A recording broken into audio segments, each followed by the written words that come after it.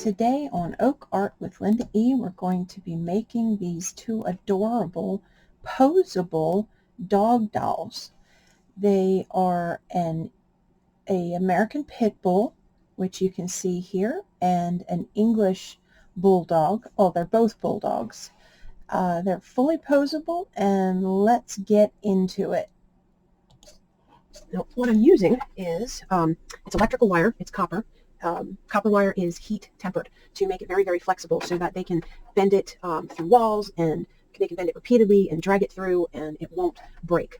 It can take stress more than the average wire, and I find that you can bend it over and over and over and over again hundreds of times, and it does not break. But the reason that I use the stranded versus the solid wire, which this is solid copper wire, a little bit smaller gauge collectively than these strands, but compared to each individual strand, it's heavier. But what I like this wire for is the fact that if, God forbid, at some point this copper wire decided to break, all of the other strands would maintain their tensile strength, and the piece would be able to continue being posed even if 1 or 2 or 3 or even 5 of them broke. I think this is like a 12 strand that I'm using. It may actually be more than that looking at the feet. But anyway, what I've done here is I followed I'm going to put up here in the corner the skeleton so that you can see the way that the bones are. And I went ahead and I cut 2 strands to length, and I was bending them into the bone shape as I went along. And then I took the 2 and I pieced them together, and I wire wrapped them with a slightly thicker gauge of copper wire, and then I crimped it down flat so that it would stay flat across the spine. Now, they have a hip bone, so I spread them apart a little at the back, and they have the collarbones here, so I spread it apart in the front. And then I just made sure, let me bring you down again, made sure that the feet are all positioned so that it's sitting solidly here. And next I'm going to add wire that will become the tail. And it's also going to come forward here and up and be the head. And I will wire that into the body also. Okay, so here, they don't have a huge tail, but I am going to put a little extra wire back there just because it'll give me an extra handhold if I need it. Okay, and then the neck, I'm going to bring that up and grab my cutters here. I'm going to cut off a little, probably more than I need. Okay, just to get this big coil of wire out of the way. Okay. And then what I like to do with the head, because I sculpt the head right on this wire, I like to go ahead and create the head shape that I want with the wire. I'm going to let go of the body for a second. So you're going to see the side profile of this dog up here. And you want it to be a little under what you want the head to look like, because you want this to be buried in the clay. I found a really cute illustration where the dog's mouth is open, but I'm finding that sculpting any dog with their mouth open can be pretty problematic, and I really don't want to have to do that. So I'm just going to give it a cute closed mouth expression. They do have a pretty prominent head. Okay, I'll bring it back over here. Try it on for size for the body. And that looks about where I want it. Like that. Okay. All right, and then this will give the I'm going to say the puppeteer, because these are meant to be used for still photos, for illustrating a book eventually, and they're going to want to be able to move the head and the neck. So this, there we go, we have the head, general armature for the dog's head, and I will just put a little bit of foil ball in here, and then I'll sculpt around this armature. So in the meantime, I'm going to grab, I use just random scrap wire when I find it, just to use it up. This was actually, I think it was a heat sink maybe in a computer, but no sense in going to waste. It's got a bit of adhesive material on it that I can't really get off easily, so it can't be used for many things. But this dog's body is going to be all soft. I'm going to pad this up, and then I'm going to cover it with this plushy fur material. Okay, so I'm going to take this, and I'm going to attach it, give it just enough neck, not too much. Okay, and I'm just going to wire wrap this. I'm going to get you, there you go, an overhead view too, because I know my hand's going to keep getting in the way as I do this.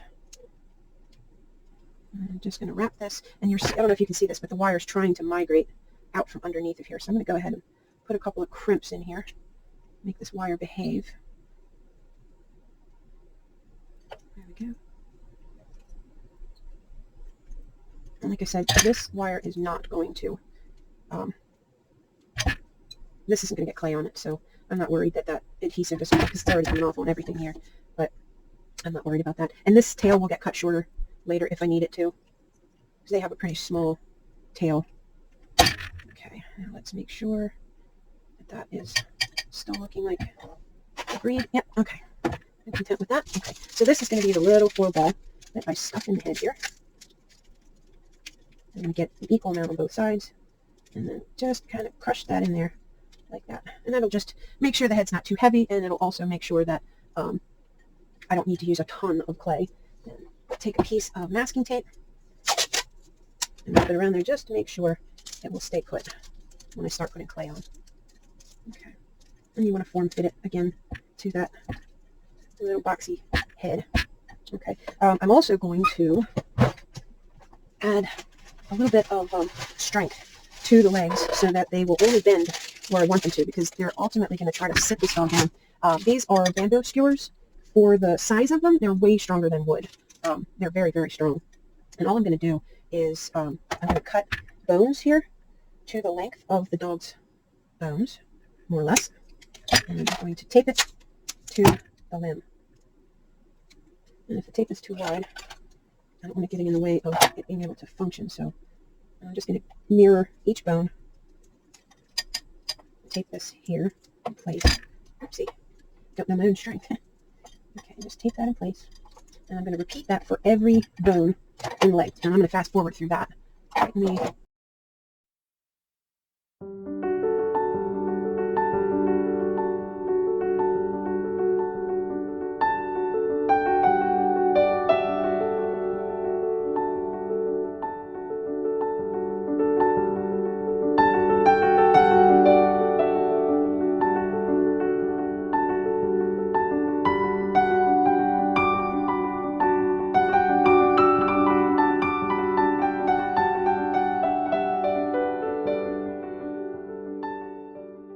I'm going to take this 20 gauge stainless steel wire. This was, I think it was floral wire. They use it to strengthen the stem of flowers in flower arrangements.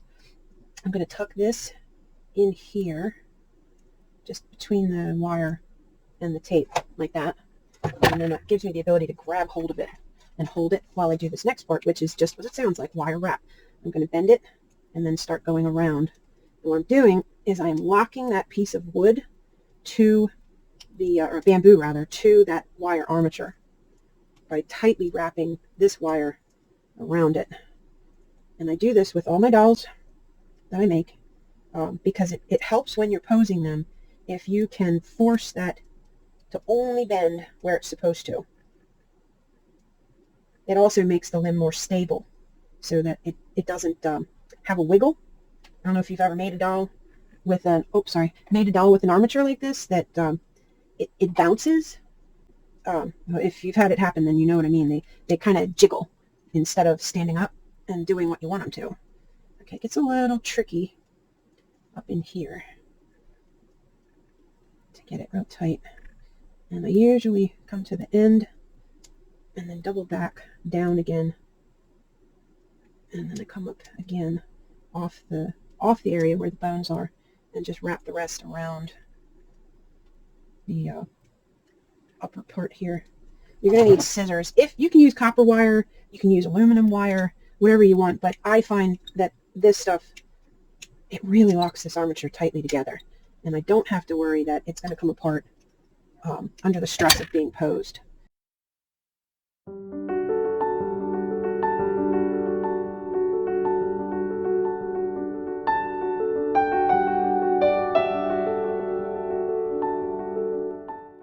Okay, so now you can see this bone here will keep the leg nice and straight. So if you go and bend it like that, it'll bend there. Now if you want him to sit, you can get a seated pose just by bending it here, but it maintains that dog leg shape.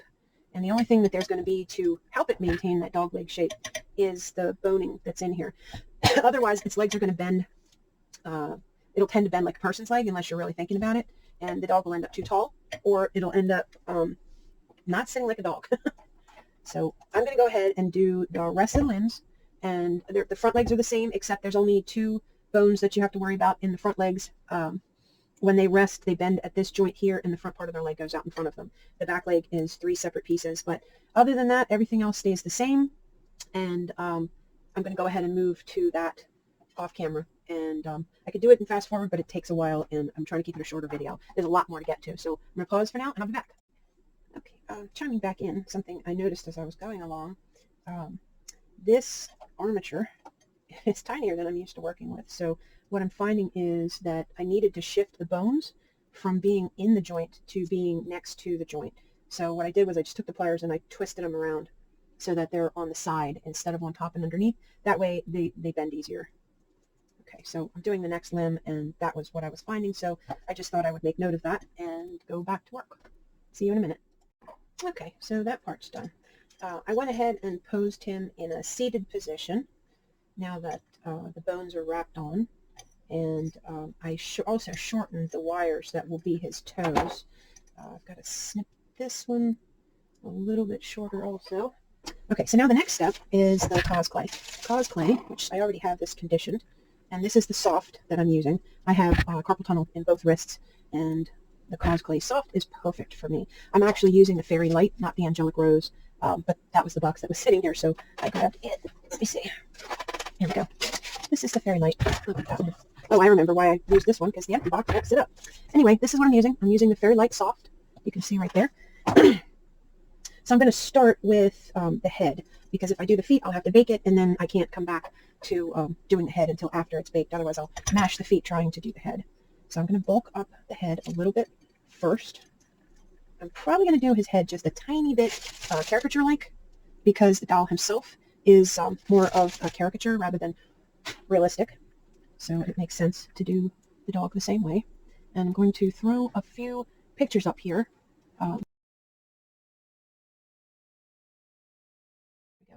Just want to make sure you are seeing what I'm seeing. Okay, sorry. It's always a game playing with this camera set up to make sure that you can see what I'm doing. Okay. And you want to make sure the clay is conditioned. With the soft clay, it gets hard to tell if it's conditioned or if it's just already soft. So I usually condition it even when it's conditioned, just to avoid moonies, because even in this Fairy Light, which is not transparent at all, you will still have the occasional raised moonie, and you won't find it until you start sanding, and then you have a hole, because you'll sand the bubble off the top, and this little hole will appear. Okay. And then you have to fill it and sand it again, and it's kind of a nuisance, really. But I still like the Fairy Light better than any other color, so I continue to use it. Let's see, camera 1. Nope, I have to just use this. Normally I have my little acrylic roller, and I use it to smooth out the general shape. I also have a fancy little roller tool that's made out of some kind of stone. I think I showed that one in the last video. That was an air bubble. I was just popping the air bubble. Now, when you use this roller, it also helps you spot air bubbles. I don't know if you can see that right there is an air bubble. See how it opened up? And you press that out and get rid of that air bubble. That's one of the other advantages to using this roller. When you get a little practice in with using it, you start to notice if there's an air bubble, because it'll either raise up as you're pushing from one side to the other, or it will stay raised where everything else flattened out. So getting your general shapes hit with the roller, see, there's one right there, and that's the kind of thing that turns into a moonie later. So you really want to try to track those down this way. There's another one, and another, and another, and another. And then be sure that you're not trapping air in the pocket that you just made to let the air out. Defeats the purpose. Okay. I don't know if this video will turn out. I just decided to, since I'm making it anyway, why not record it and make a video out of it. Okay, so this is starting to look like a cat. Not what I'm intending, but I'm definitely going to need to add a little bit of clay in the front here in a minute, just because, okay, I just want to make sure that I'm not adding so much clay that it sits very front heavy. Looks pretty good. And also I have to remember that this is going to get bulked up with probably yarn. I'm going to use yarn to bulk up the body, and then I'm going to cover the body in this material, because this is a white pitbull, and this really short plush fabric is going to be perfect. And I'm going to be making a cat when I get done with that, and that's going to be made with this slightly longer plush fabric. Pitbull's coat is very, very short, so I thought that would be the perfect material for him over a felt or something like that. But I definitely wanted him to also have a poseable body. That way he can interact with the seams and not just the human doll. So their muzzle has pretty deep indent here, and I'm going to, and again, I have to fight my instinct to make this very realistic because, again, the character is not realistic.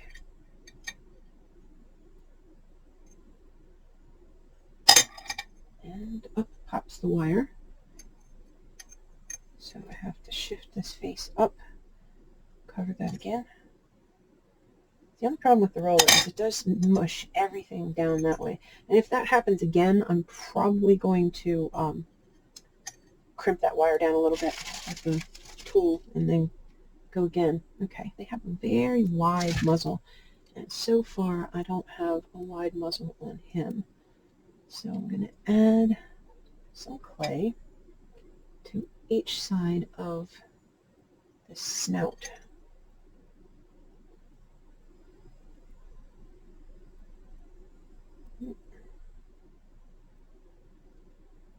Okay. My tool. Oh, not you. There you are. And I'm just going to seam that in.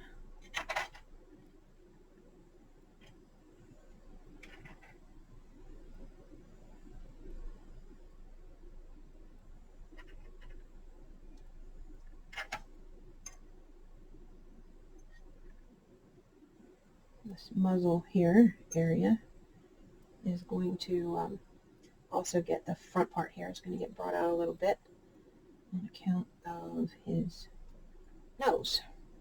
So I'm going to grab another piece of clay and bring out the nose area here.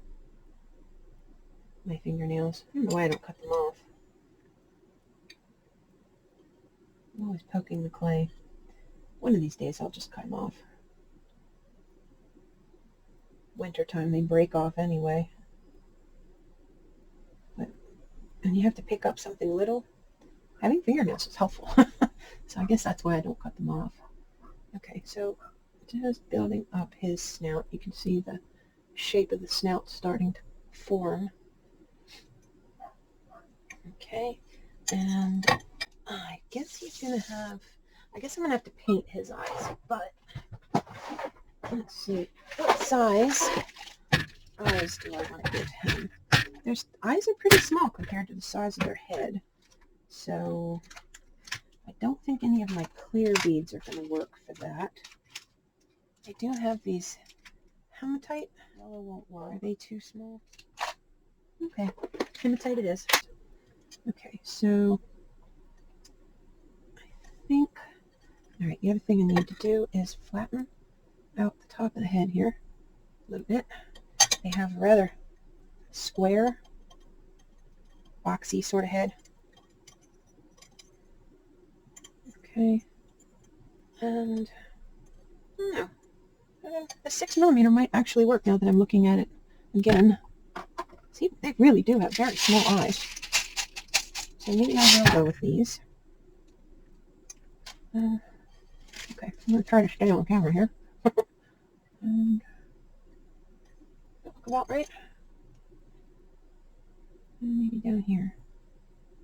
Yeah, I think down here. Yeah, okay. So, push that in a little deeper. Are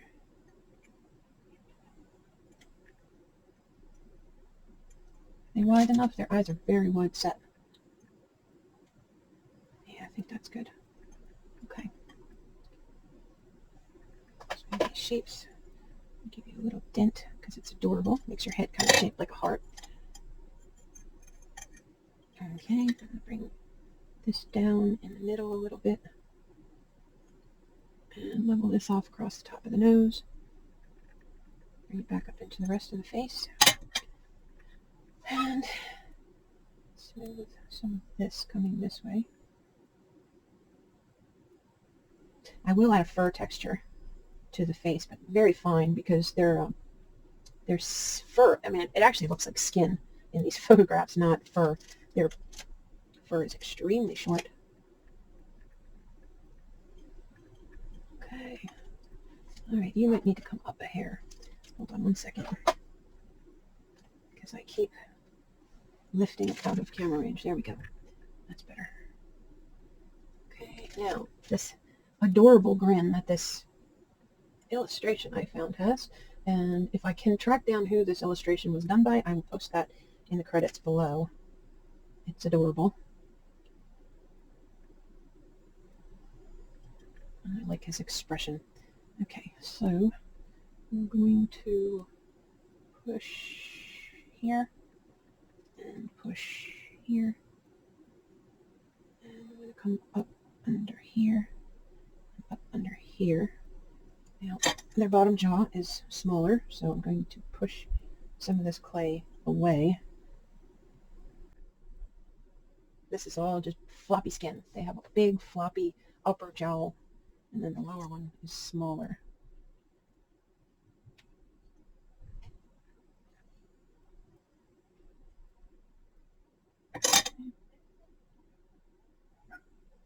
Okay, in this picture he is just hamming it up, so I'm going to accentuate that grin just a little bit more. It really showed it. He's giving a goofy puppy grin. And I'm just digging on up in there, which is a messy way to do this, but it is how I do it. And I will close that gap when I get closer to the shapes that I want. All right, and this is going to cut in a little right in the front there, like that. Okay, and like I said, I sculpt the head on the armature. I will also sculpt the little paws on the armature, because that way I know that the armature and the paw will move as one when this piece ultimately gets posed for its pictures. I'll grab myself a little paintbrush here. You've seen me in other videos. I do a lot of my smoothing work with it, and the alcohol I use because it helps to keep the brush from sticking to the clay. The soft, especially the Cosclay soft, is very, very sticky, and it gums up quickly when you're working with it. So I find the rubbing alcohol is like the equalizer. It just makes it all smooth, and which I do on occasion have to degum the tool itself, because they will get, like you can see, I think I've shown this before, but you can see the goop, which is just melted clay that starts to build up on there. And just grab a paper towel, which I should have already had one over here, and fill your handy dandy little nail polish remover container with your alcohol. And thank you again to Sherry Woolsey Nielsen for telling me about that little gadget. I love that thing. You do have to keep it pretty full. I've got this rubber band on here. It's actually a hair tie. If it drops below where the hair tie is, I know I need to add more alcohol, because then it doesn't want to pump right. And I just keep that as a visual, so I know once it gets to that point. And just, like I said, just dip it in the alcohol and wipe it off on the paper towel, and the gunk is gone, and you can go back to what you were doing. And I actually do some of the sculpting with the brush and the alcohol, because it allows me to smooth it and shape it all in one go. I need a little round, there we go, a little round tool, punch out that grin. Okay, a little extra, back to my brush, a little extra indent. Try not to have my hand in the way, but that is what the overhead view is for, in case, which I could. Let's see. So I'm just going to thin this area here, push this up, bring this around here, and I'm going to add, oops, all my pictures went away, back, back, back, thank you. He has a little bit of a flap going on here. Okay, and a little bit of one going over here.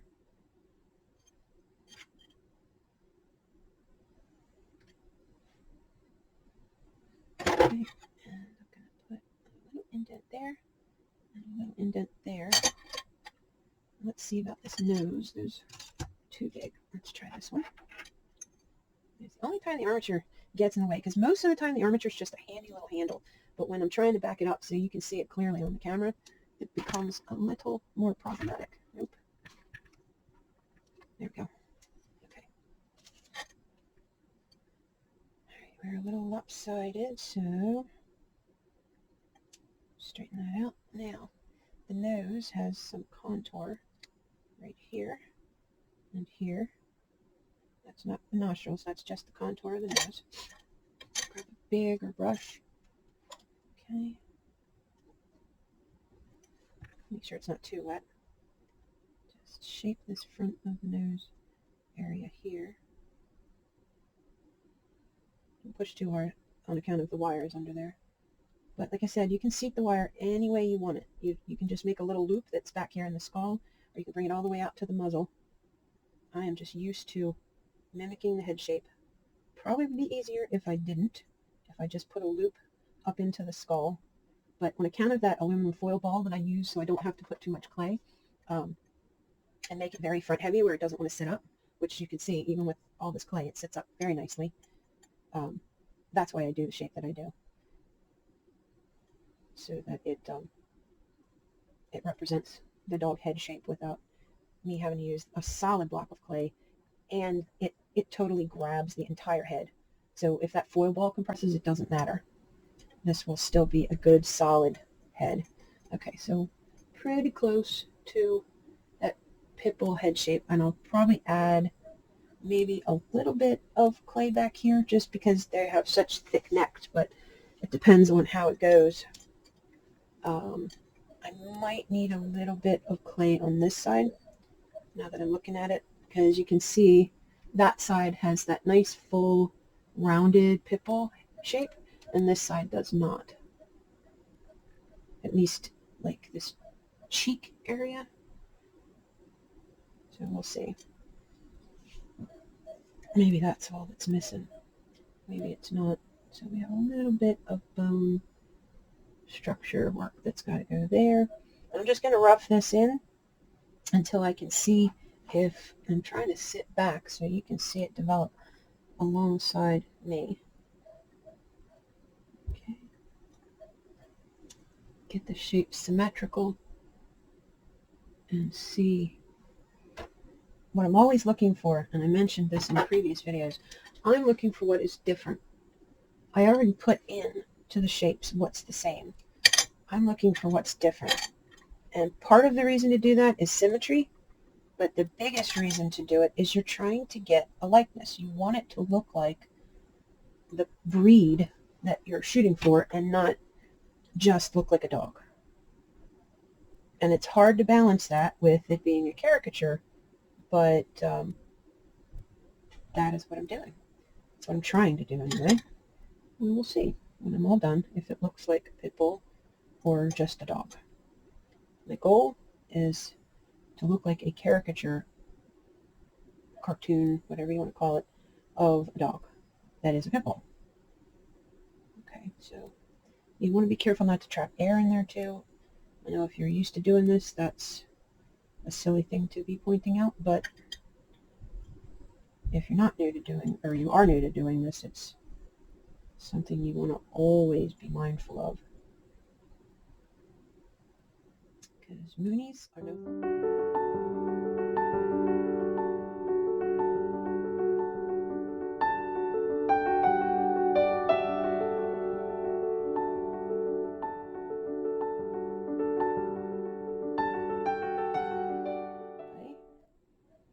Oops. It's hard when they're this small with my big fingers. Okay, and I'm going to repeat that on the other side.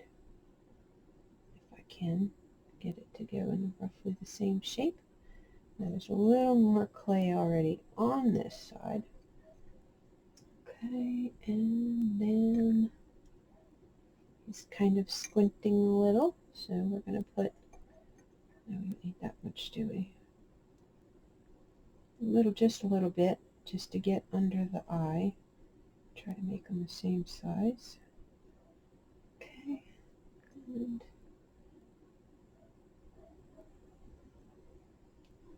little pill size piece there, a little tiny, tiny, tiny tic tac.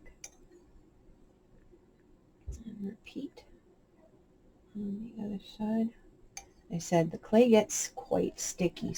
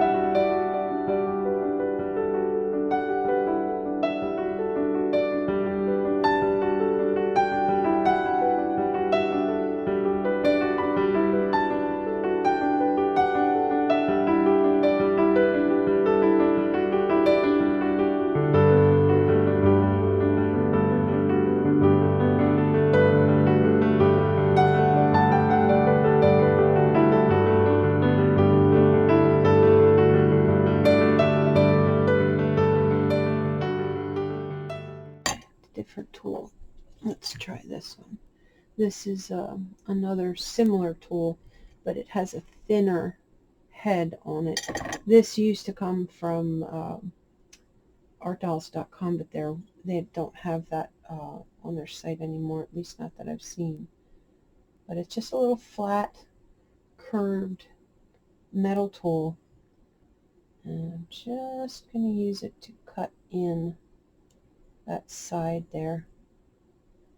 So first you make the little rounded part in the front like this, and you can, if you're not going to mold this or anything, you can go in and deepen it, which will just add to the look of it being the little nostril hole. And I'm using this other tool to sort of flatten that out just a little bit. And this piece here is actually also a little puffy on their nose. It doesn't flatten out. It's kind of like I guess a bear's nose is like that. Okay, so I'm going to use this again just to, no, use this one, just to start that curve, because it's a little bit wider. Okay, and then use this again just to come and make the side part of that nostril flare out. And it also establishes this bit that's under here where the nose is flared out. And then we have this section here. Also, I'm just going to push in under it, which will bring it forward a little bit. And then I'm going to go ahead and bring this line up.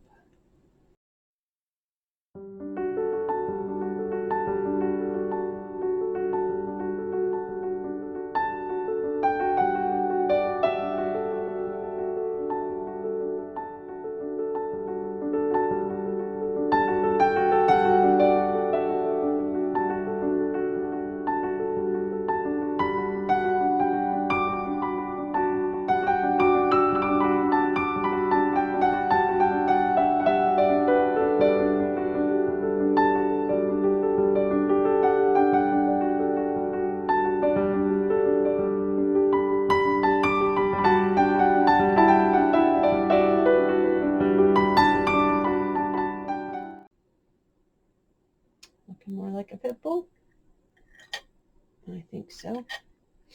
You can see I have a little problem here. I'm going to have to add a little bit more clay to get symmetry. It's like the little tic tac on this side was too small. Okay, so I'm just going to add a little bit of clay right there.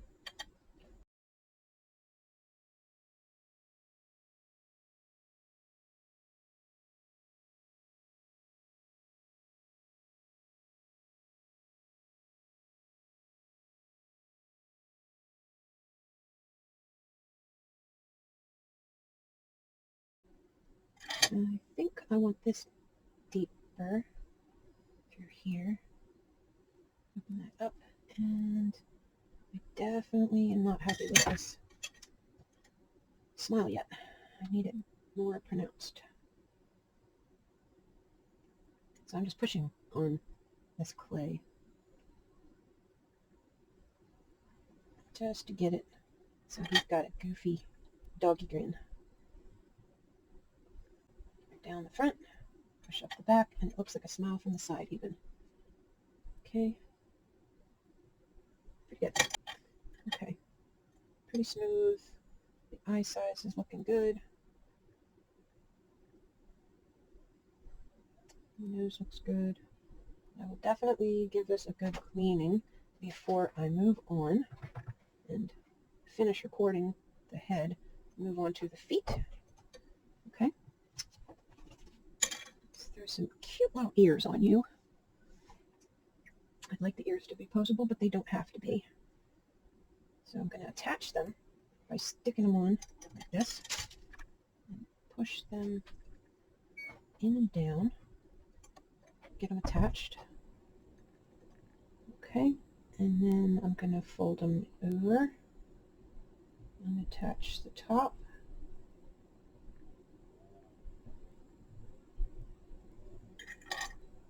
And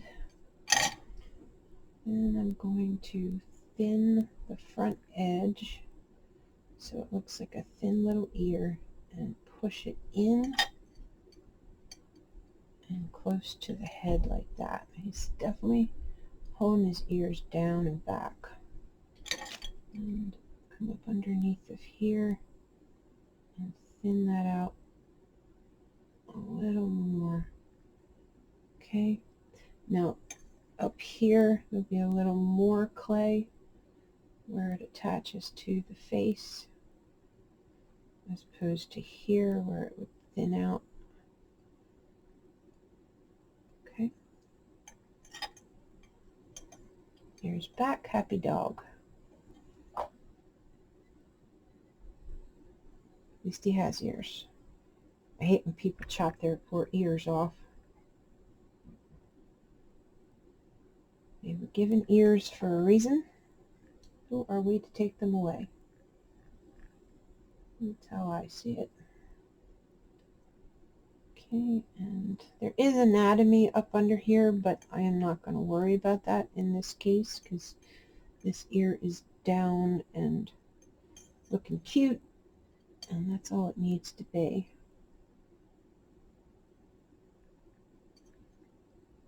Okay, smooth that out. Cute little ear. Okay, one ear. Now for the other side.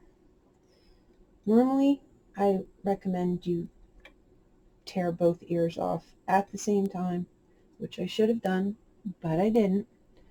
So now I have to try to mirror the size of the clay that was on the other side.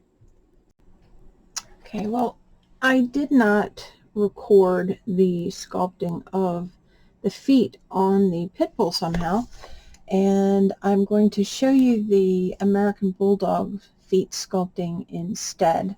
I'm not going to do both videos on YouTube, but I did record both.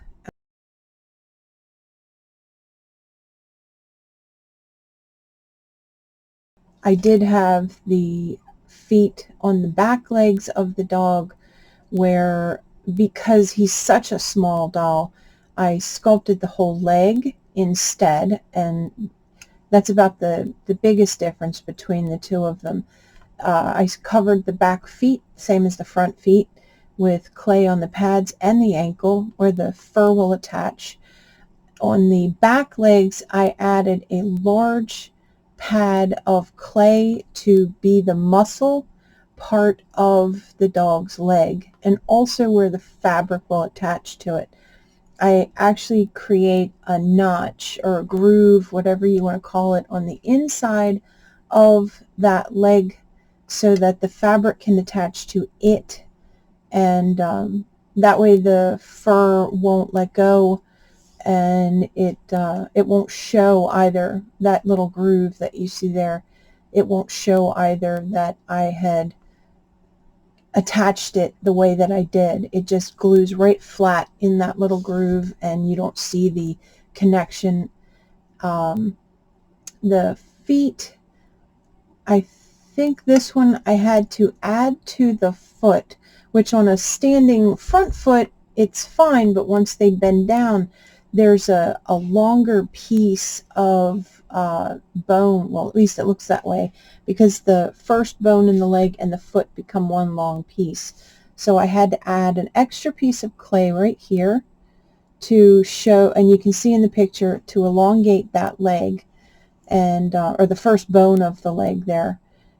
And once I got that seam together, I took I think saran wrap and a nice straight tool, and I started adding some of the little fat rolls, which should be coming up here in a second.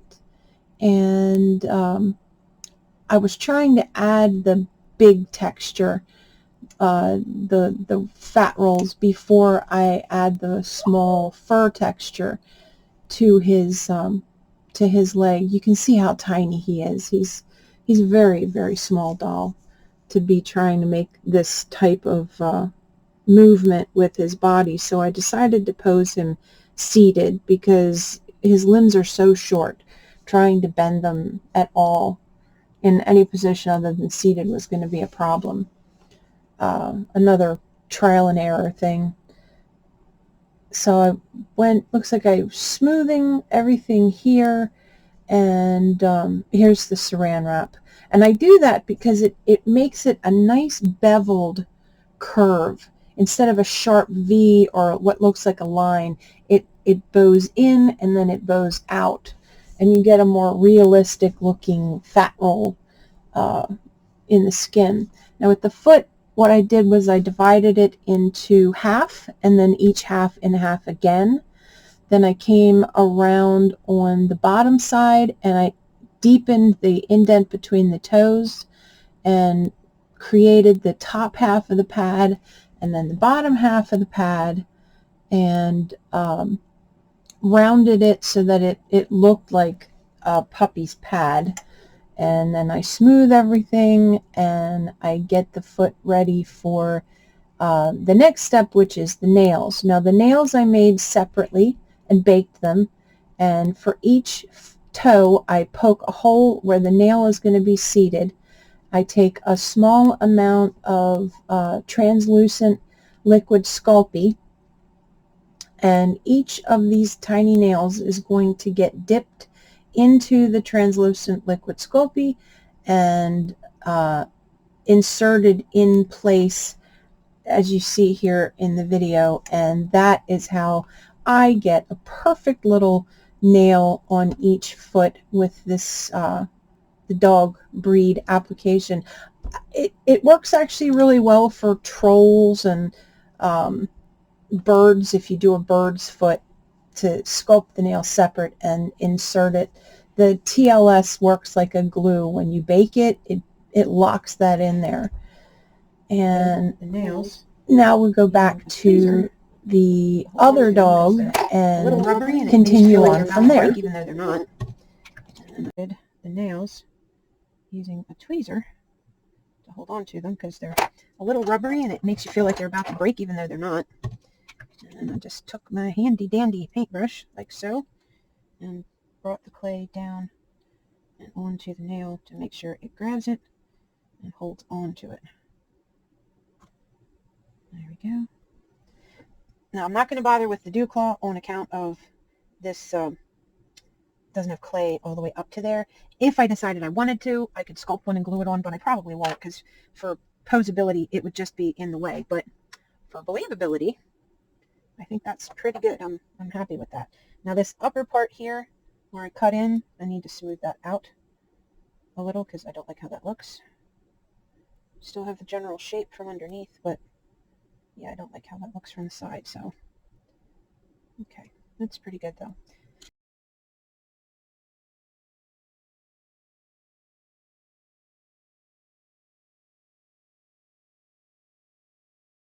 Okay, so I'm going to repeat that 4 times, and then I will come back and show you the 4 little feet where I am with this, and I'll show you how I plan to wrap it and then use the fur fabric that I have to turn it into a full doggy with fur and all. Oopsie. Look at that. The ear's stuck. Release. Okay, yeah, I don't want it stuck down like that. So I'm going to throw him in the oven. Let's see if this will back up a little. There we go. Yep, I'm going to throw him in the oven because I really like where he's at. I think he's adorable.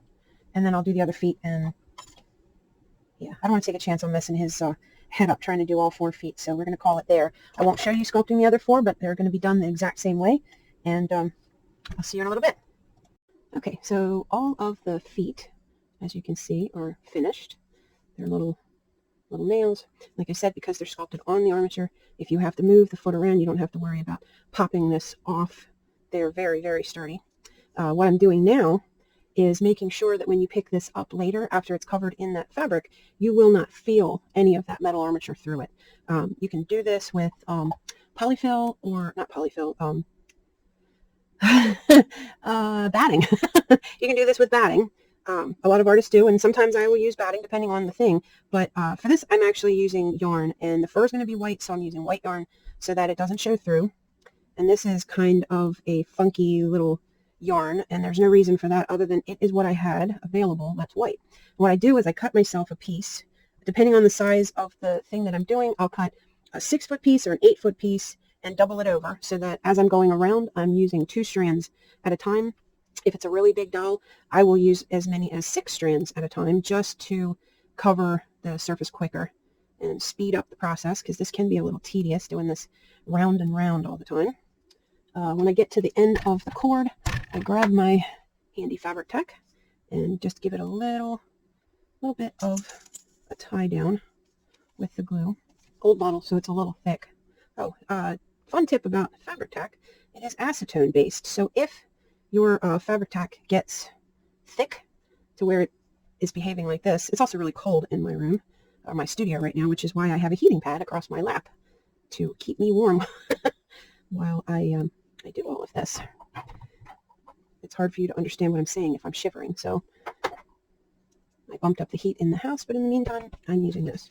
Okay, so now that I cut this piece, which this one was 6 feet and doubled over, it's 3, just take the next piece and move on to the next part of the body. Now, I probably will, if this punky fabric shows through, the finished fabric that I'm going to use, which is very similar to this piece, which was actually from a baby blanket, but it has like a real short fur texture to it. If it shows through, which I don't think it will, then I might add a layer of batting. Oops, I'm trying to show you, but I'm breaking the rule. This is supposed to be, you got to follow the grain of the fur. You want the fur to run the way it would on the dog. Yeah, I think that'll be fine. I don't think I need to add any more batting. So what you want to do is go ahead and add enough of this, which I'm going to cheat here and just put it around his neck just to catch it. Add enough of this yarn so that you mimic the musculature. These are pit bulls, and they are a very, very muscular breed. So I don't want a thin little upper leg here. I want to bulk that up just a hair more. So I'm going to do that side, and I'm going to do this side. And they're very muscular through here, including the neck. So I will, I probably, just with the neck, I will probably use some batting, because I have to bulk that up quite a bit, about that much. And if I put that much yarn on here, it will restrict how well the head can move. So I'm not going to do that, but anyway.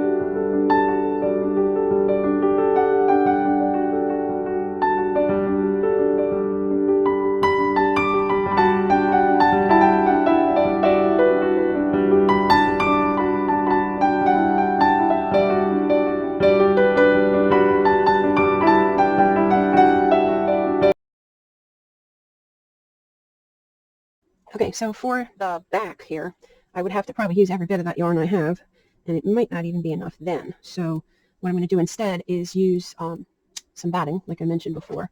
And one thing that I do to get rid of the harsh lines is I take my batting and I line it up so I have one solid row of edges. Oh, darn white balance. One solid row of edges.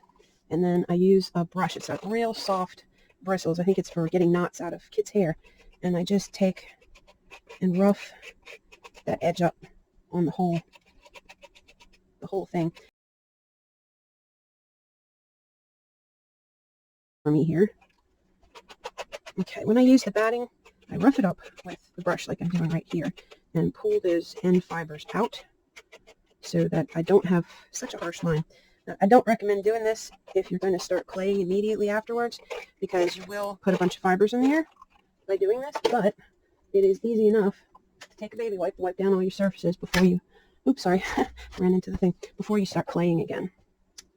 Okay, so, missed one.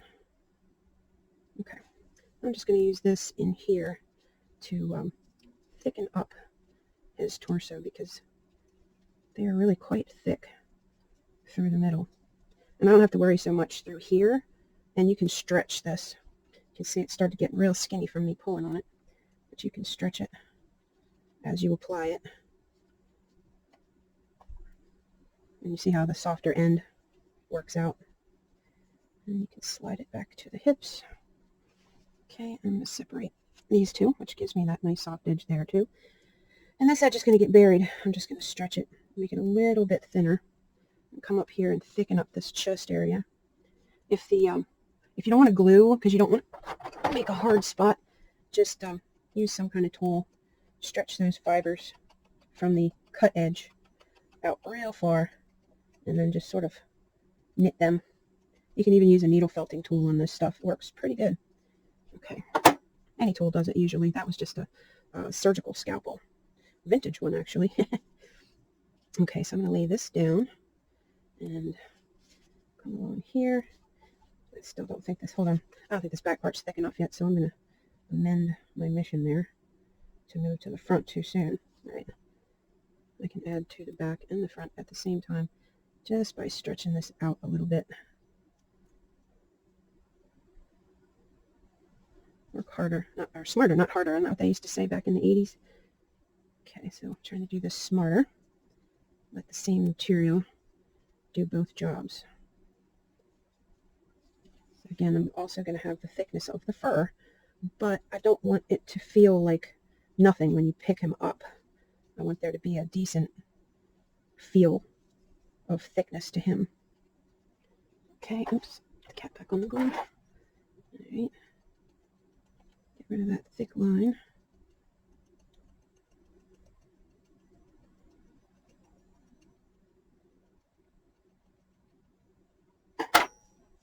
When you stretch it, sometimes it comes right back, even though you put the work into getting rid of it. Okay, now I have to do the neck a little bit. Squish this in there. And I want this to get pretty tight down here into the neck, so I'm actually going to put a little bit of glue in there.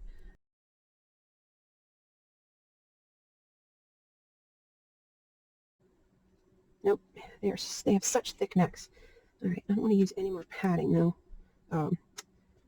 This stuff, because I'd have to use a really small piece, and at this point that would work against what I'm trying to do. So I'm going to go back to the yarn real quick. Not that this is taking that long at all. Look like a chia pet. Okay. So I think I'm going to lock this one onto this leg. Come around this way, which is going to catch that loose corner there. And I'm going to go around very lightly. Try to get it to lay flat around the neck. Thicken that up just a little more. Go one more loop. So I'm pretty happy with how the neck looks now. Let's work on this shoulder area. And I'm going to come around, go under here, come over the shoulder. Yeah, that's giving me a good build-up of muscle in the shoulder. I'll just go back and forth like that. Come under and go over. All right, it's the end of the string again. The whole thing, or I might, don't know yet. I'll find out in a minute here. Okay, grab it onto that leg, come across this shoulder. And I'll work on thickening that one up. Come around here, and there. It does get a little complicated when the other limbs get in the way, but all right, come across the chest. And just kind of keep looking at it and see if it's building up where you want it. See, it's starting to have that muscular look across the chest. You got the thickness of the neck. Come across here. Maybe go across the body to get it to come back this way further. And then I'll go around here with it as well. With that padding underneath, this won't get real hard. It'll maintain some squishiness. Okay, definitely need to cut some more. Let me just work through this whole part.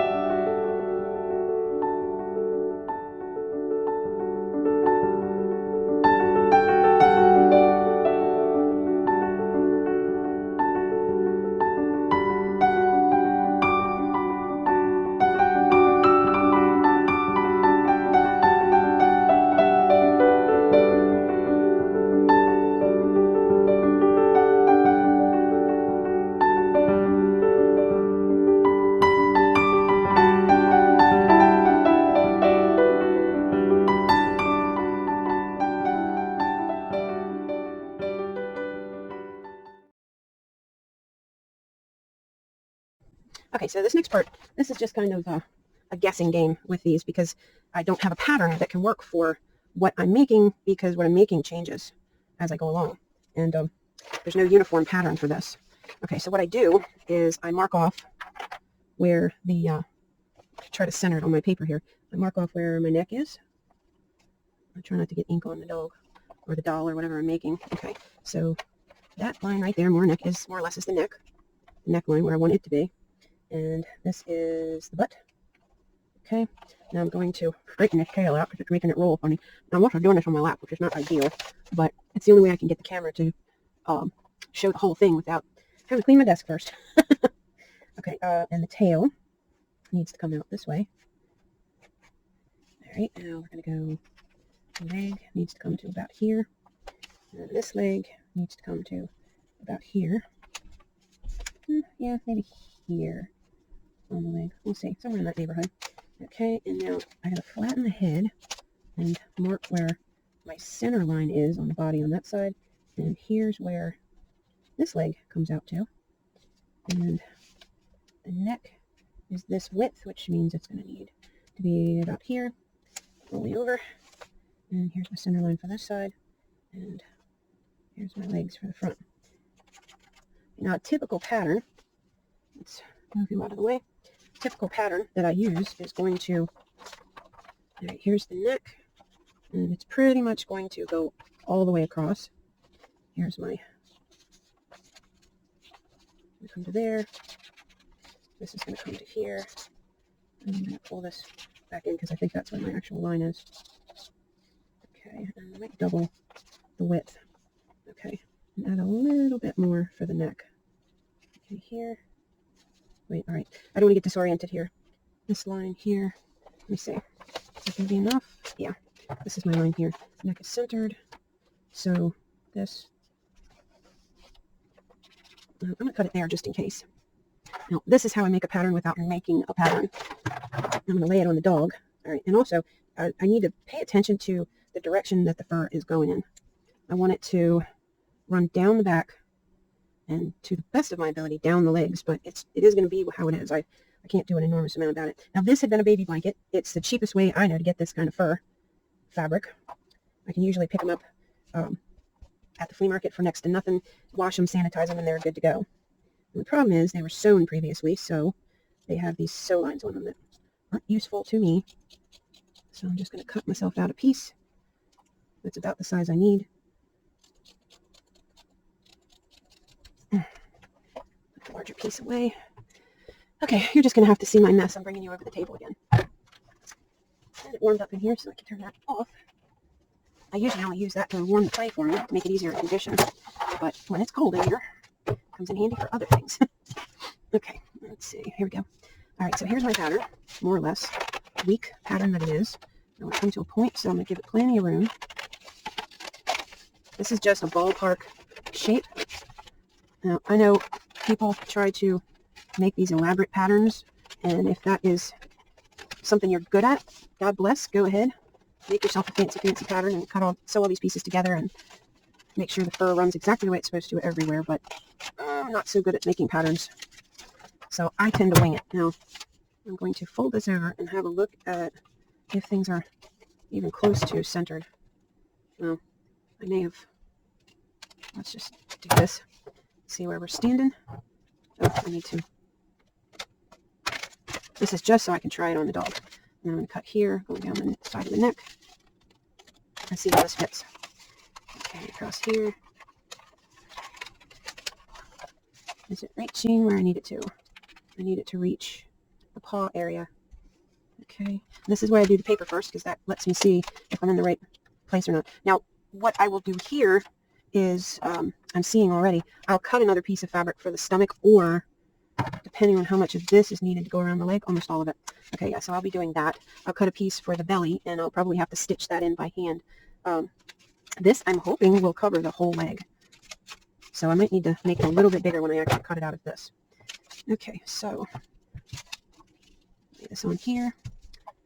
Grab my handy dandy cutting tool here. You can cut it with scissors, but this thing works great. Why reinvent the wheel? There we go. Oops. Hold on. Something's stuck in there.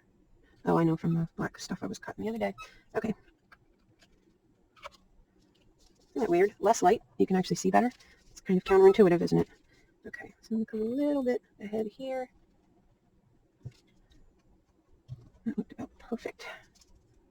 And I'm actually just going to take that right to that outer edge, just in case I need it for the legs.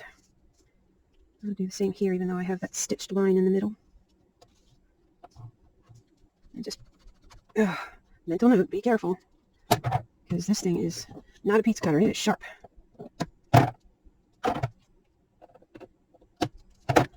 And if this was a real pattern, on the table all the way, I would probably pin it down, but this may not even be the piece I end up using. I'm hoping it works out in the first go, but it doesn't always. With me, everything ends up trial and error. All right. Oops. Straight lines help. There we go. Okay. Okay. So there away. Try it on the dog. How much of this neck fabric do I need? Come right up under the ears there. Yeah, you do have a thick neck, don't you, buddy? Might need all of that. Anyway, I'm going to leave it. Okay. Yeah, that's pretty cute. Need enough that when he lifts his head, it moves with him. Okay. Coming on down here. And that'll become the tail after I pat his tail a little bit. Okay. And the piece of fabric that'll come under here will come down, probably wrap around his butt, and I'll stitch it right through there. Okay. So this, I'll take that right to that stitch line. Right. Yeah, and this has a little bit of stretch to it, so I'm actually going to go, this is way sharper than any scissors I have, so there we go. A little bit of that out. And these will get reused. They'll end up on as accessory pieces or troll costumes or whatever. I try not to waste anything if I can help it. Okay, so here we have this. It's getting there. Need a little more of a cut there. Okay. And need to divide this. Let me see. That's going to be close, but that's less than halfway. So I'll take and make a little, I would mark this with my pen, but the white won't show up on this fabric. And all right, I'll show you what I'm doing in a second. I don't want to cut my finger off. Okay, I'm making a belly flap. It's just a little strip of fabric that I'm cutting out between the legs, and it will disappear underneath, but what it'll do is help hold that. See what I mean about these scissors? I really hate those. That's what I get for using my fabric scissors on fur. It dulls them a lot. Okay. But this and the one from the other side will flap over the body here and help hold it in place while I stitch the fabric around the legs. Okay, so I will do that first. I'm going to repeat that on this side. Fold this down the middle, more or less, and repeat this. Oh, this had the same problem, didn't it? Okay, let's get a clean line. There we go. that is the, you can call it a belt, you can call it whatever you want. Okay, so we'll go back on again. Line that up. The little tail straight. Comes around the neck. This one comes around the leg. And that's right through there. Okay, this little piece goes this way. I don't think I need the whole length of it. It's temporary anyway. I'll probably cut it away when I'm ready to sew the thing, but it will help keep things from moving around in the meantime. So I'm just going to tie this right there around the waist, which will help keep it centered, keep it from moving around while I stitch the legs. Okay, so it's just needle and thread time. I use a pretty good sized needle. Now you could, if you feel like wrestling with it, you could take this to the sewing machine and sew both legs and then try to force it over your foot. But even though these claws are made of Cosclay and they're very bendy, so I'm not worried about them breaking off. If I have to force something over them, it's going to bend them the other way, and I really don't want to take that chance. So I'm going to go ahead and hand stitch this. I'll do the first leg, see if I come across any issue that you might come across, and I'll mention it if I do. I will fast forward through stitching up the other legs, and then we'll get to cutting the little belly flap and how I do that. Now, if this is something you're familiar with already, it's going to be a little elementary for you. But if you've never done one of these, then, watch away. All right, now I have to make sure I'm still centered. And then I want to leave a little bit of extra fabric because even though these guys are pretty, slim, they're also pretty muscular. And if the fabric is pleated up a little bit, it'll just add to the look of muscle showing through the skin. So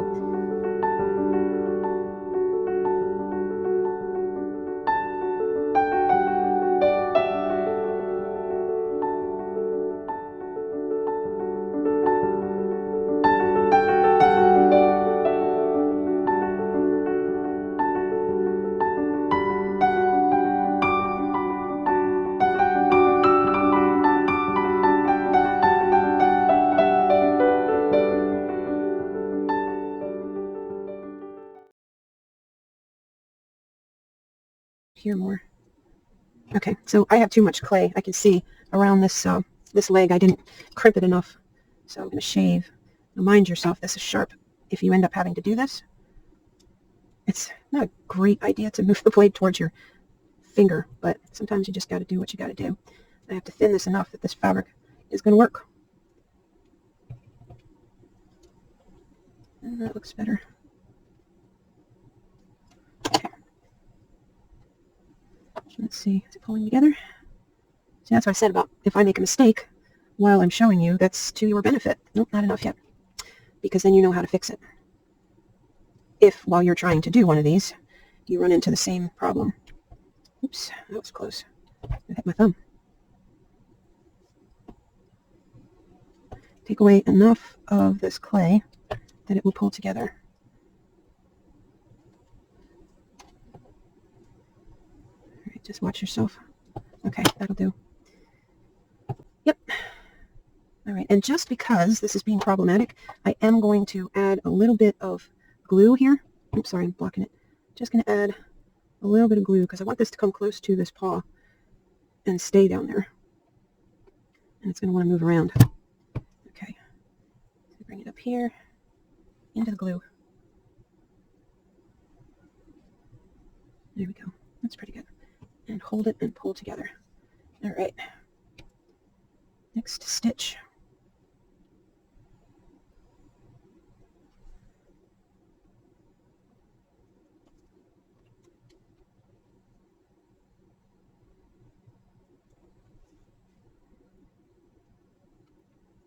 Come on, pull tighter. Now, if you come up short, you can snip some material off of this fabric. And when I say material, I mean these little fuzzies here.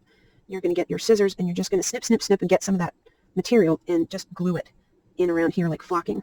Same color, same fur, so it will work perfectly to fill. Like you can brush this fur back and fill in underneath with like a flocked version of that same material, and you will not have a seam. But use the other kind of glue, like tacky glue, not the fabric tack. It dries too quick, and it doesn't always dry clear. Sometimes it's a little bit shiny. Like you can see where it dried right there is already shiny. I think you can see, but it's dried shiny. I'll just tell you. Okay, so I'm just going to fast forward through stitching up the rest of this leg and move to the next.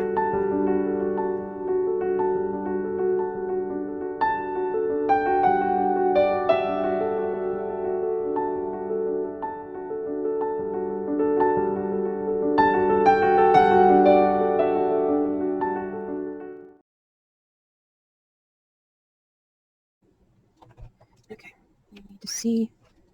Okay, so right here you're starting to see where it's tightening up. This is where I'm going to sew that other material to this. This is also where I have to start working on the next leg, and you'll see I may even need to cut a little bit more of this just so that it'll lay on the body right, just to give it a little more room so it comes around and hits the body correctly.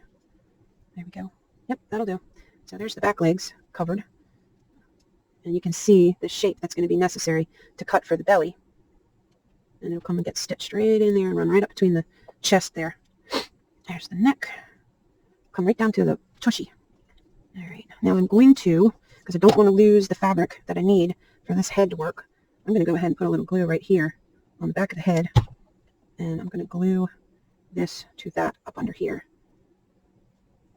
just because I don't want it, to end up too short as I'm trying to pull the legs into position. Okay, yeah, that's pretty good. Now I'm going to sew the front legs, and I am going to go ahead and give this one little locking stitch. I can always come back and add some more stitches if they're needed when I get to that part. Oopsie, there goes right around the other foot. Okay, not on the foot, please. Okay. Now. Okay, you just make your loop, put the needle through it a couple of times, and it locks itself. Okay. Just in case. I'm going to run it under there. Leave it down there before I cut it off. All right, now there's some thread left on here, but I know what I have to do, and that is not enough thread to stitch the next.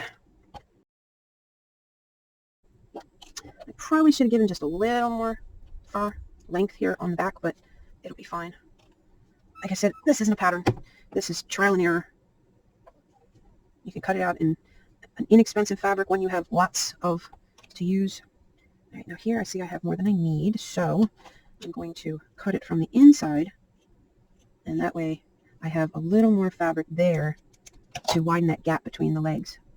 So when I sew this piece across the belly, yeah, there we go, that's better. It works out. Okay, you're going to get in the way of my stitches. Okay, I'm going to start right there.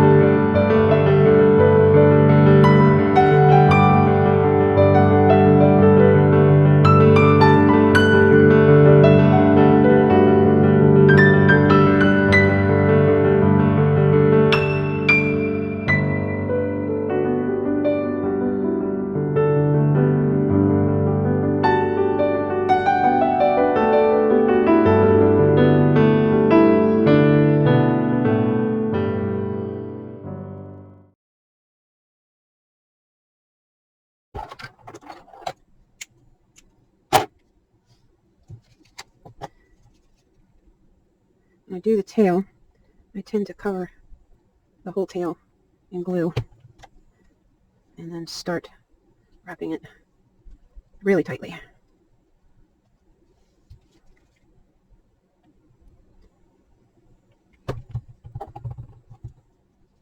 Just make sure that the thing I'm wrapping the tail in will not just slide off.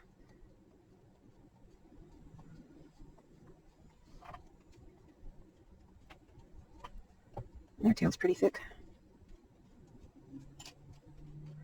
Up near the top, anyway. Oopsie. Nope, over there.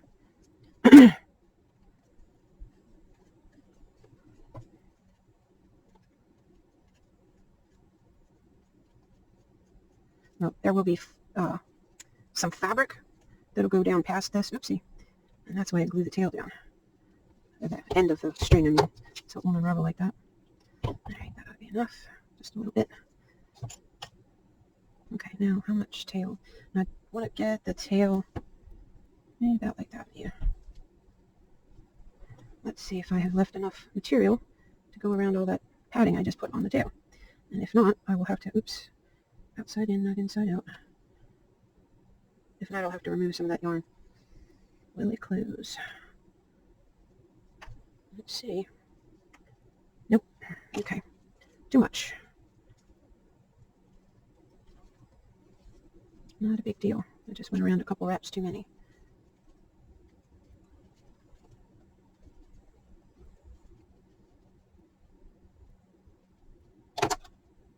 Hold it. Snip it.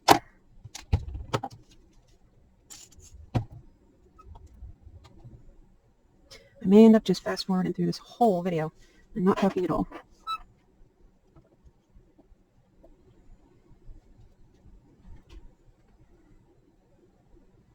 I'm just going to pull this again.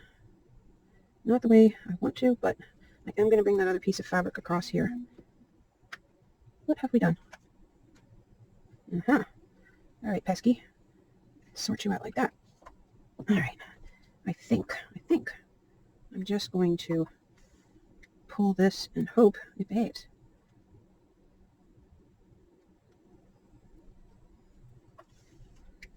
Looking pretty good so far. There we go. Now we got it. Come here. My eyes get tired. It's hard to keep them focused. All right, I'm just going to do one side at a time so I can grab that little bit of fabric and close this up and hide those stitches better. This is pretty short fur. I'm not even sure you can really call it fur, but it's fur. In his scale, it definitely looks like fur. Why didn't you pull closed? Oh, because it made a knot. Of course it did. Okay, let's put my other glasses on so I can see the knot.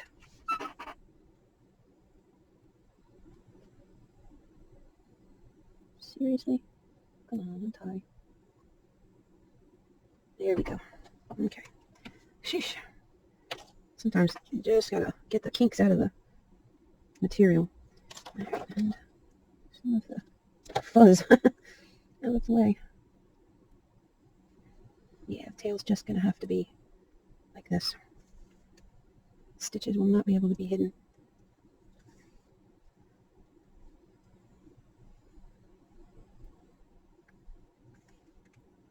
Again. Okay. Come on. What is going on? Pull it tight. There it goes.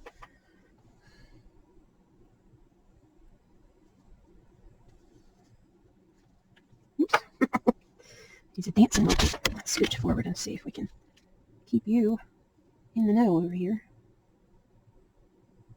The underside of the tail is just going to show the stitches. I can't really stop it at this point. It's being pesky. Okay. I think I will be lucky to get this to cover the whole tail. I tapered it too much. I probably should have recut it in a different piece of fabric when I noticed how close it was to that stitched edge. Cut a bigger piece and tried again, but I didn't, so this is what I have. And when I get to the end, I'll just try to stitch that good and tight.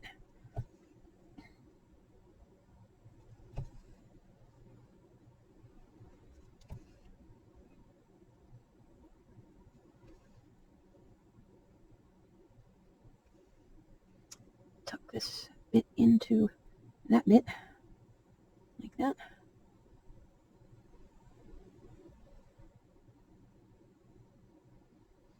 Tweezers.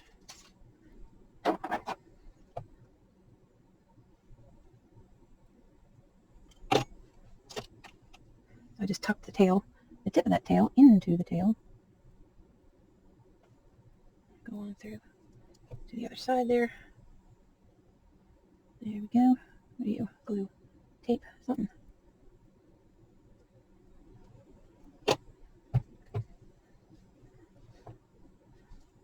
Pretty good. Okay. And one straight down into the tail and back out over here. That'll hold that whole end together. Put a last stitch down here. Open that up. Oops. And 1, 2, 3, and all right, I think that's got it. Okay, tail is attached. You see a little doggy? I'm seeing a little doggy. His little hackles up a little bit. You can see the fur texture better. Their fur is so short. I thought this would be perfect. Looks nice and soft. And even if it's not running perfectly the right direction, I can give it a little flick like that and it still looks like it's where it's supposed to be. Okay, so now for the belly piece. I can probably get it out of this. All right, now these are no longer needed, so I can cut them off. There we go.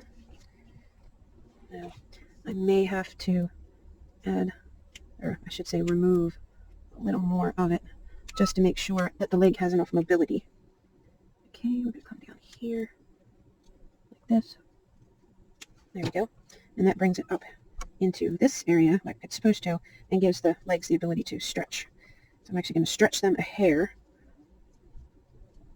and make sure I don't need to snip some more.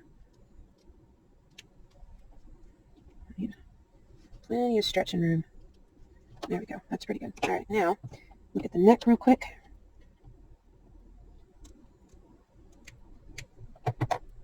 Perfect.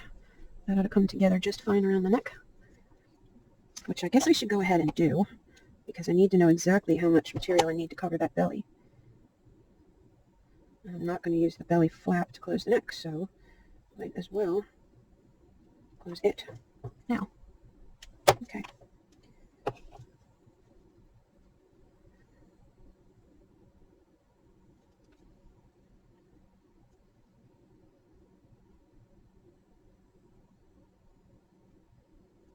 I do want the neck to look pretty, so I'm going to try to get it to close with the least amount of material visible that I can do. The edges, I mean. Okay. Pretty good, pretty good, pretty good. Okay. I'm not gluing under here because I'm actually going to reinforce that top stitch one more time. I do not want that coming undone ever. I count one little loose thread. Okay, and from here, you go across to there. Grab a stitch on this side. Across to there. Oh, sorry. I'm just trying to hide the stitch as much as I can. Alright, I need a little nip right there, just to give this neck fur more room. Come on, actually grab it. There you go.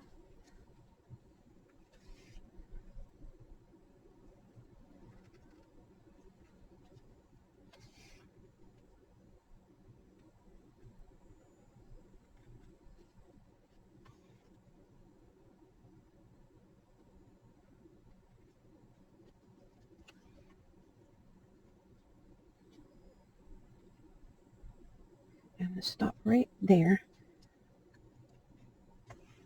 Okay. Okay, now I need the belly piece. And I didn't glue the fur to the chin so that if it needs to move for the head to move, it can. Well, we'll see. I might need to amend it a teeny weeny bit. Or glue it down lower. Yeah, I'll glue it back here to the back of the neck so that it can go up and down without uncovering anything. Okay.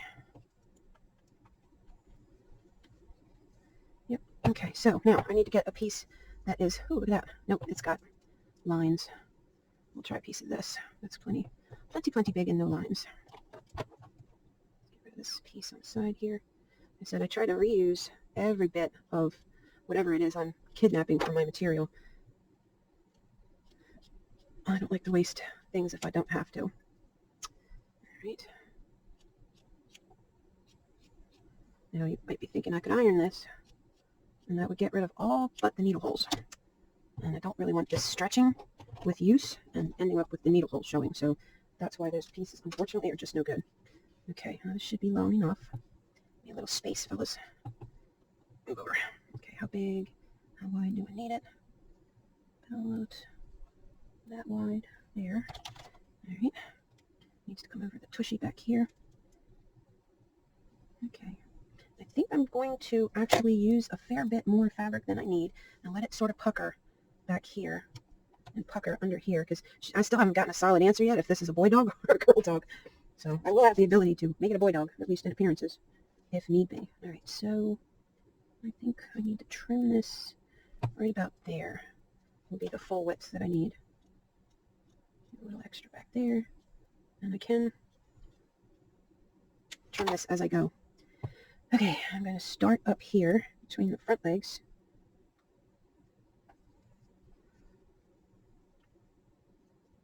Okay, now it has to come up the leg a little bit and up that leg a little bit, but not that much. So the gap between the front legs is not as big as the one between the back legs. Trim some more of that off. And do one of those.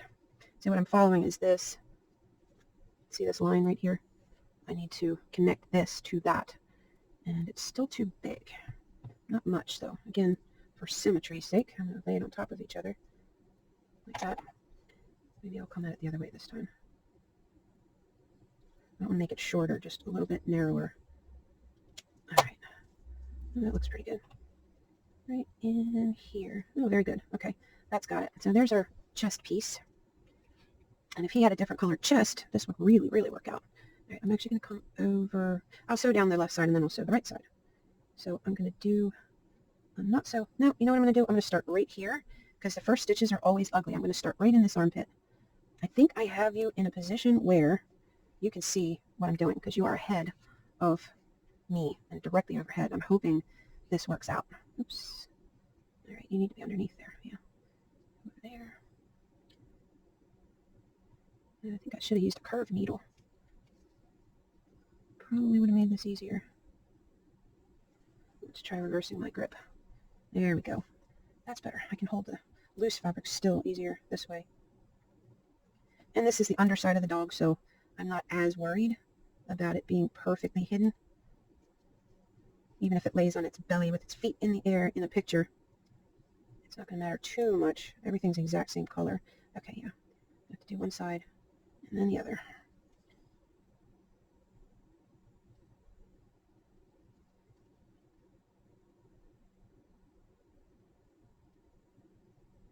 We'll definitely fast forward through this whole process.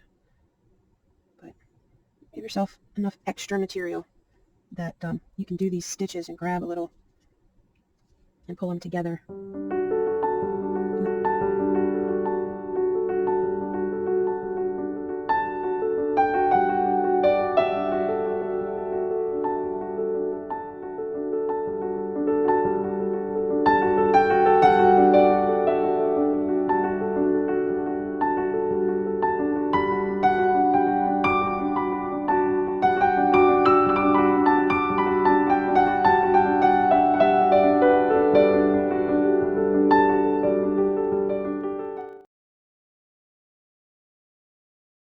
If you have too much fabric, you can either snip a little bit more off or you can kind of tuck it under a little bit. If you tuck it under, then you can still use it elsewhere. If you snip it off, it's gone forever. Like right here, it can bunch up a little bit, and it doesn't matter too much. It actually kind of looks cute bunched up. Okay.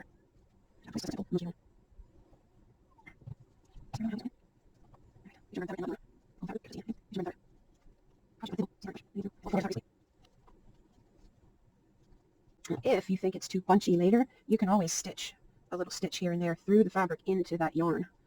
It will hold it. That's the other advantage to using the yarn over just the batting, because the batting will just pull apart. You actually have to go all the way through to the other side to get fabric again, whereas the yarn will take it, giving it more to do as far as, needing it to be strong. It is strong.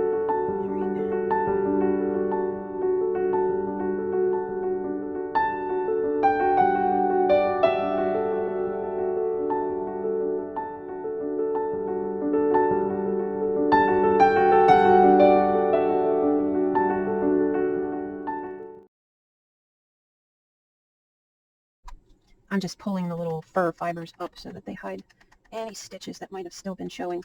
And you want to go across whatever direction the stitches are moving. That's the way you move, because you want to pull them out from under the stitches without affecting the stitch. Like if your stitch is at an angle, hit it at an angle. See? And the stitches pretty much just disappeared. I'll work on that some more, and you won't see those stitches anymore at all. You just need a little tool, a little patience.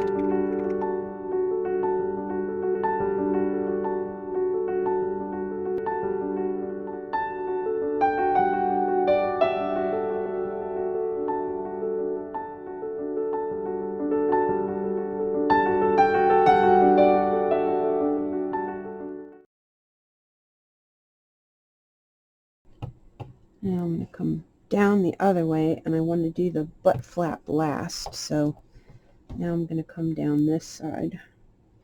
And I do have too much material over here, so I think I might trim just a little bit off. I can tuck it under, like I said, but there's a lot too much there. Okay. That'll help. And I'm going to lock this stitch up in here.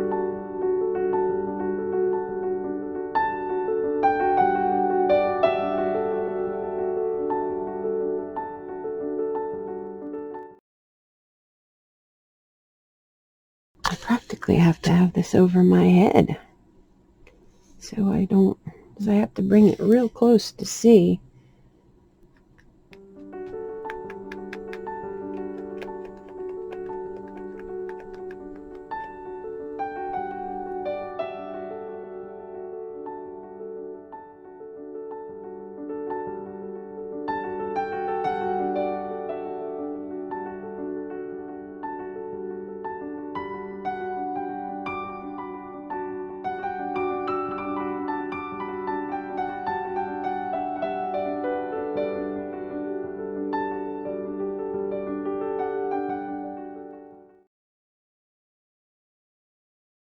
Just trimming that to get it out of my eye shot until I get to that part. It needs to gather all of that together and figure out exactly. All right, like, go up there again.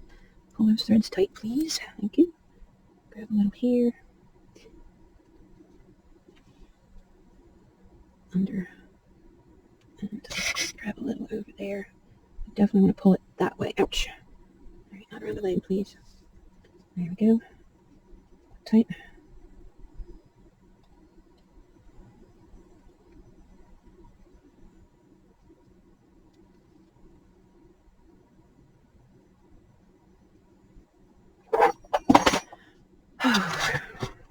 Let's try this. Try not to have my head in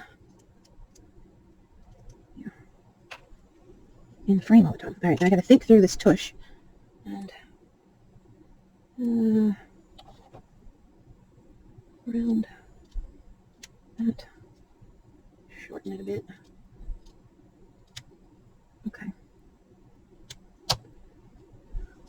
Straighten those legs back out.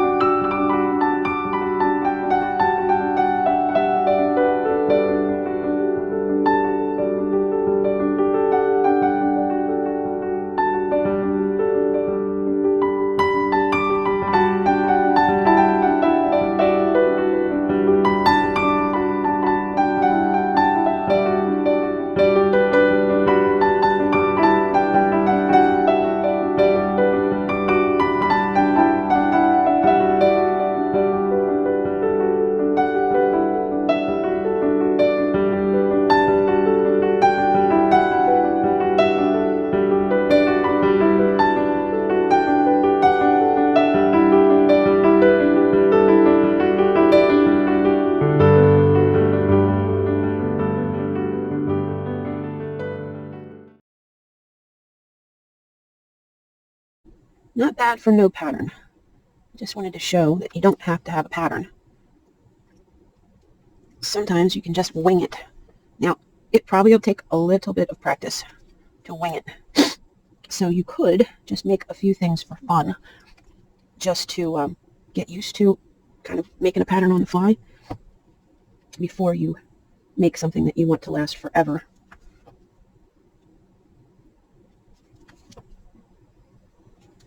This one, the pattern worked out pretty well, and I know that this is going to hold together just fine long term. And that's as much about the stitching as the pattern, but this belly piece is the thing that makes it all work, because without that belly piece, you can't make the adjustments that you need to make. Up to and including, I need to maybe pull a little of this out of here so I can get this face furry bit here glued to the face. And this that I'm doing right here is real similar to needle felting.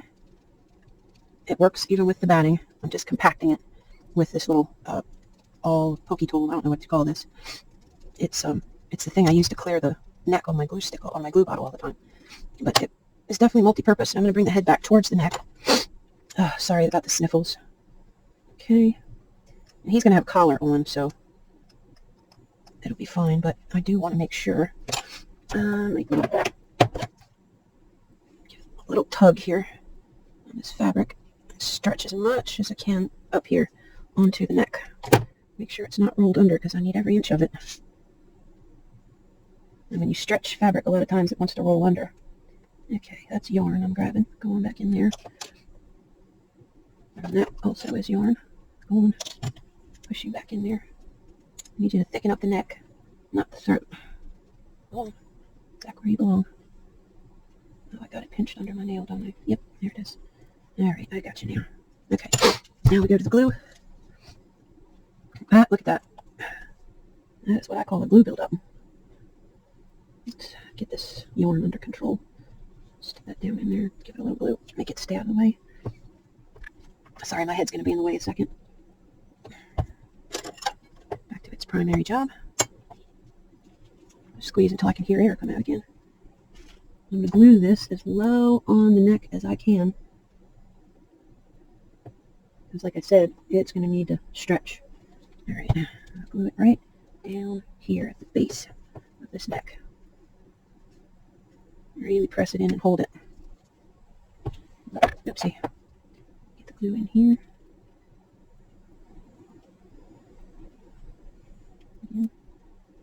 I love fabric tack. It does a really effective job of holding fabric to the polymer clay, because the acetone content in it actually melts the clay a little bit and really helps it bond well.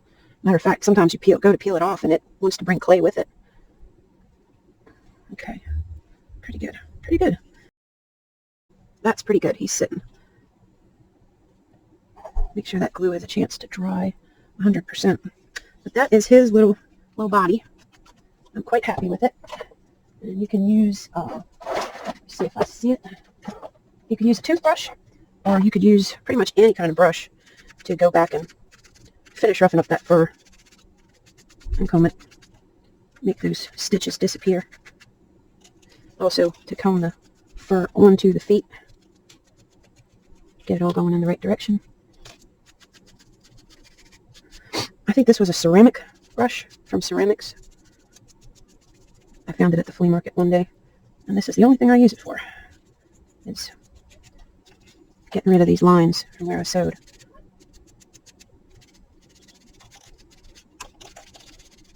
If they're stubborn, I'll go back to this.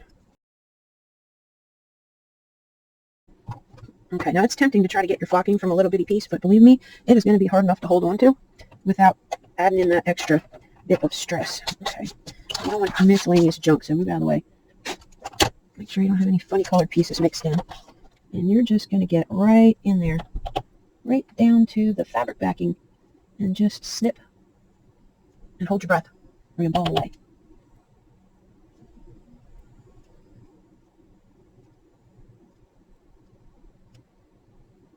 There we go. A little pile of them. They will get staticky, FYI. Hard to get them to let go of you.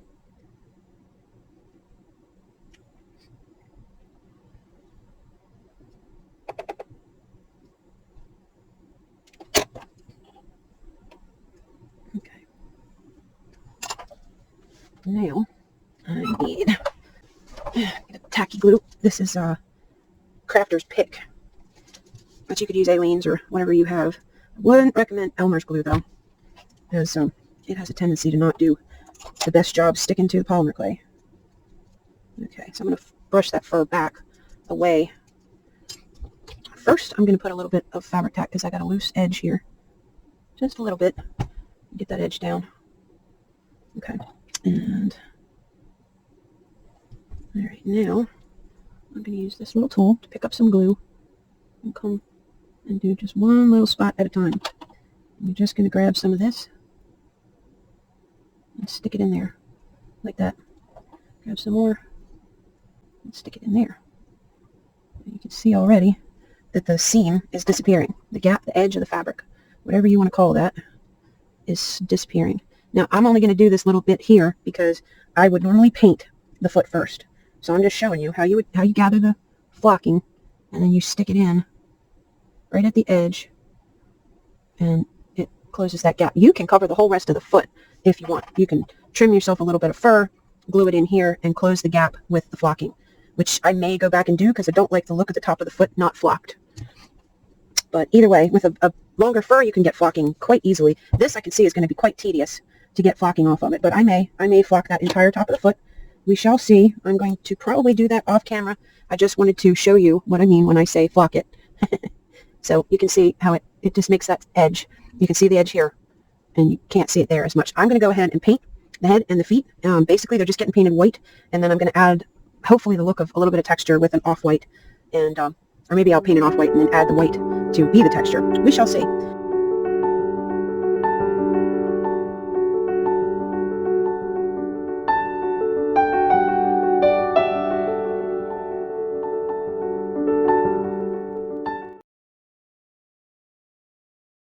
What I'm going to do is use the stark white, just the stark white, and I'm going to come back and add some fur texture on top of this color. Oh, I should have painted this earlier. My fault. Getting in here without getting it on the fur.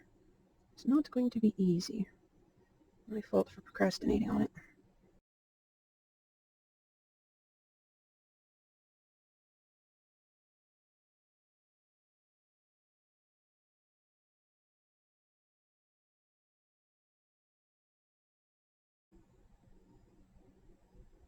Now, some of the latter paint job is going to seem a little bit fruitless on camera because the contrast is going to be so slight. It's going to be the difference between stark white and off-white. And if it doesn't look like it's going to show, I may give up on the idea. But if it does show, especially on the head, I will do quite a bit of hand texturing, applying tiny, tiny little bits of white paint at a time.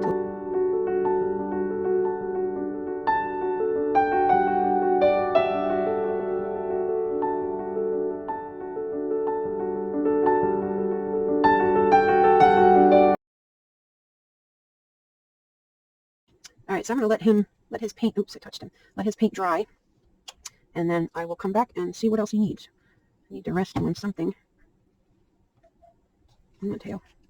Work with me now. There we go. Where there's a will, there's a way. All right, that's it for now. I'll be back. Okay, so one of the other things that I did with this was I decided to cover the front of the feet. You can see with this one what it looks like. I'm going to try to keep it in the shadow so you can actually see what it looks like with just the painted clay foot. Didn't like how that looked. Let me try a little less light. That's better.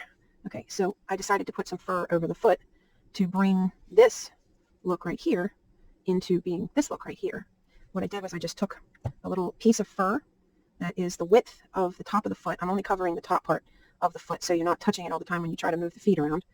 But you want to make sure it's at least as wide as the foot, which this one isn't as wide. So I'm going to switch to this piece. And you want to orient the fur so that it is, you're working with the natural green of the fur. So you want to look and see which way the hair is running on the fur. And with this one, I'm going to go this way because I have some nice thick hair coming this way. So what I'm going to do is I'm going to comb the hair in the opposite direction because it's so short. I don't have a choice but to do it this way. Comb the hair in the opposite direction of the way I want to cut it. And then find myself my little part line. I'm going to go ahead and cut. Wait, hold on. I got disoriented with what I was doing that quick. Okay, yeah, okay. So I need to cut a curve, but I want the fur to go this way. So I have to comb the fur away. Yeah, this is disorienting because this whole piece I'm holding is cut in a direction other than the way I want it to be. So I'm going to cut around this way and try to get that curve to the top of the foot here. Okay, and then when I comb it back this way, you can see the fur overhangs. All right, and I have to figure out how deep it has to be. And I'm going to cut a similar curve to go around the back of the foot there. I think you can see what I'm doing. Let's see if I can zoom in. Very light. It's that whole white balance thing. All right, maybe reflected light will work better. All right, so you can see it covers the whole top of the foot, and you can't really see the nails, so I'm going to trim a little bit more off because I want the nail to show after spending all that time making them and attaching them. So you're going to cover the entire piece of fur with the fabric tack. And you don't want to use too much, but you want to use enough that it won't dry super fast because you may need to reposition it a tiny bit. And then come in so that you are below the other piece of fur. And then just push it in and position it. And then I use my nail and I push into the groove that I sculpted. I'll hold this one while I push the next one.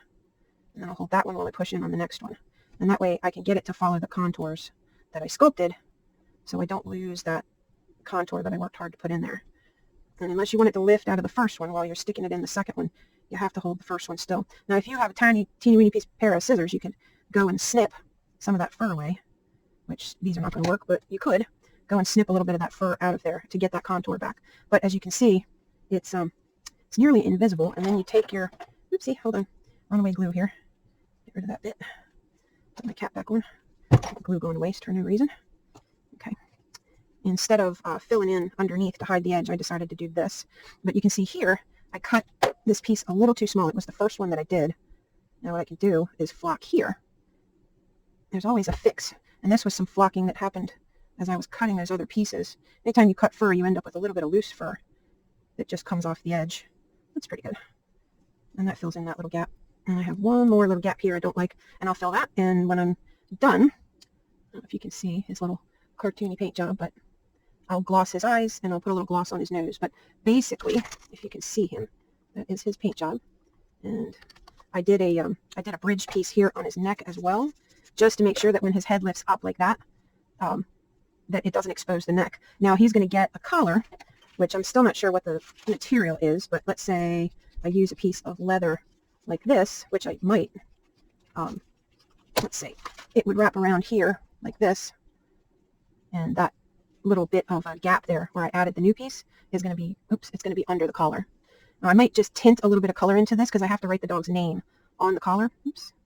Extra little bit of fabric there. No, it doesn't matter.